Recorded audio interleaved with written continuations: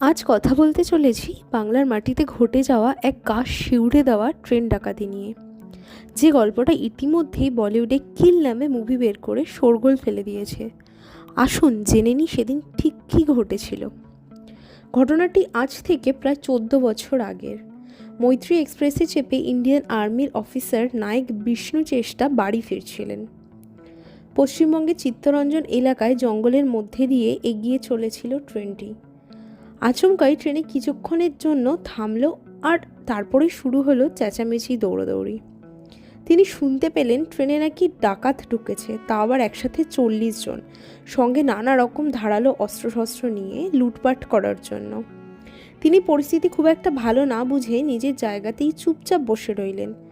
আস্তে আস্তে চিৎকার আর আর্তনাদ ভেসে আসতে থাকলো AC3 কোচে বসে থাকা বিষ্ণু চেষ্টার দিকে।